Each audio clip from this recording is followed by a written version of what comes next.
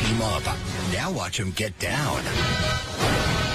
It's a special musical episode of The Flash, only Tuesday, March 21st. Being a hero, falling in love, they're hard. And sometimes they hurt.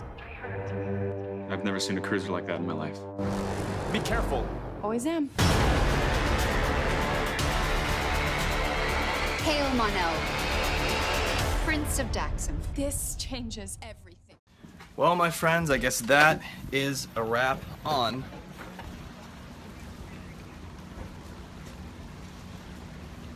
whoever that is.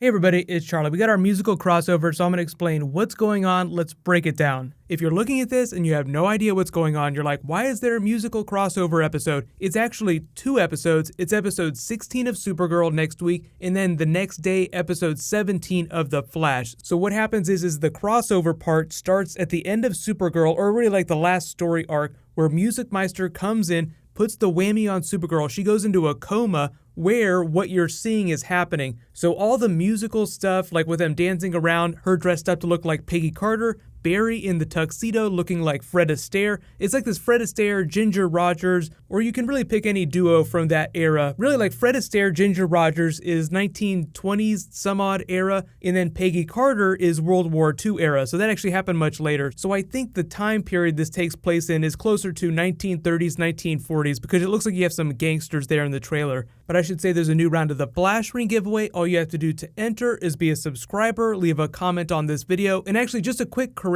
It's actually March 21st, so it's not next week's episode, it's the week after that, so it's in 2 weeks, so this is still a ways off. But the setup for this is pretty big. So Kevin Sorbo and Terry Hatcher's characters are coming on to Supergirl for a different arc, and while all that's going on in the chaos, Music Meister puts the whammy on Supergirl. I will explain what Terry Hatcher and Kevin Sorbo are doing later in this video, but I'll put a spoiler warning on it because it just happened on Supergirl. So then on the Flash part of the crossover, Barry gets a visit from Mon-El and Martian Manhunter, who come to Earth-1 with Kara asking for help. She's under this crazy spell, so then the Music Meister also puts the whammy on the Flash, and he gets sucked into this reality with Supergirl, and the only way for them to escape is to play by the rules of the universe. It's sort of like a Matrix type episode, whereby he can't just use his powers to get out. So the way they put it is that life is like a musical. The only way to escape is to follow the script. So they have to do a lot of singing, dancing, all the way to the end of the episode. So that sort of explains the logic of why they're singing through the episode. So if you haven't seen it, there was a Buffy episode called Once More with Feeling that Joss Whedon wrote, whereby it's all like this magical enchantment that causes them to sing for the entire episode. So it's a little in the vein of that, so it's just them having a little bit of fun with the idea. And the Music Meister character himself did not start out in the comics. He actually started out on the Brave and the Bold TV show. He was played by Neil Patrick Harris. Then later he was adapted to the comic book that was based on that cartoon show. So he was in the Brave and the Bold comic book, but it's not the main Brave and the Bold comic book. It's sort of like a roundabout way to get to a character. But it's one of those things where a character like Harley Quinn, for instance, did not start out in the comics. She was made for Batman the Animated Series and then was adapted into the comics. So the same thing's happening with a lot of characters nowadays, dude. There's just a lot of characters that are debuting on TV that make it to the comics later. They've been posting behind the scenes stuff. If you guys didn't know, all 3 of these actors were on Glee together at various points. So it's sort of a Glee reunion for them too. But there's a bunch of other people that will be singing and dancing in the episode. They said that Iris West is a really big important part of the plot. I have no idea how that's going to play out. They just said that she's very important for the plot. The people that they've confirmed will have singing parts are Jesse Martin, Victor Garber, John Barrowman, that's right, Malcolm Merlin is going to be a part of the crossover, Jeremy Jordan, and Carlos Valdez. So what they've done is they've given all the characters who can sing and dance in real life parts like that in the crossover. So like Stephen Amell, for instance, does not like to sing on camera, so he's not going to be a part of this crossover. But they did tease that like in future years, they might have more people from the other shows do stuff like this. But whatever it is, it's done in full period, so it'll be a lot of fun. That's why they want to make it feel very different from modern day. So it's not like they're just going to be walking around on the street singing the whole time. So we'll see how it goes. I don't know if they're going to do this every year because they do the Fortnite crossover every year. That's like an annual thing just because it's so popular. I think if this does really well, then they'll think about doing it again next year with slightly different characters. But the cool thing is that they will have Martian Manhunter on this part of the crossover because he wasn't really a part of the Fortnite crossover. The whole deal with Kevin Sorbo and Terry Hatcher is actually really cool. It's cool to see her come back on, and he's done so much genre stuff that he is just going to smash everything. Hercules smash. I feel different.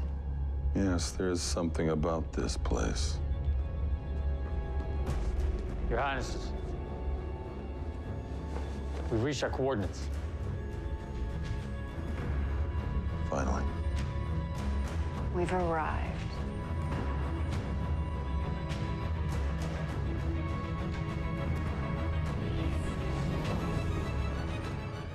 So it seems like the deal is that they are the king and queen of Daxam, and they have come looking for Mon-El, who is likely the prince of Daxam and has been lying to Supergirl about his identity. So the title of next week's Supergirl is Star-Crossed, as in star-crossed lovers, Romeo and Juliet, sort of like the Montagues and the Capulets in the way that they talk about Daxam and Krypton being hated enemies of each other. So that's what's going on with them. They're supposed to be on for a 3-episode arc, I think. So while all the crossover stuff is happening, there'll be all this Terry Hatcher, Kevin Sorbo stuff happening in the background too.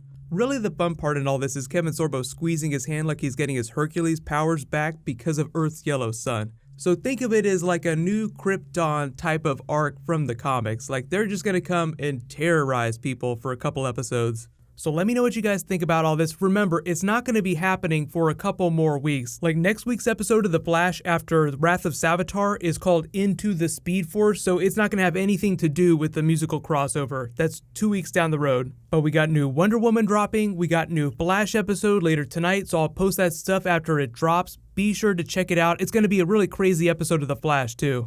While you wait for that, you can click here for that Wonder Woman trailer. I'll update the link as soon as I post it, and you can click here for my Logan Easter eggs. Thank you so much for watching. Let's hype up. I'll see you guys in the next video.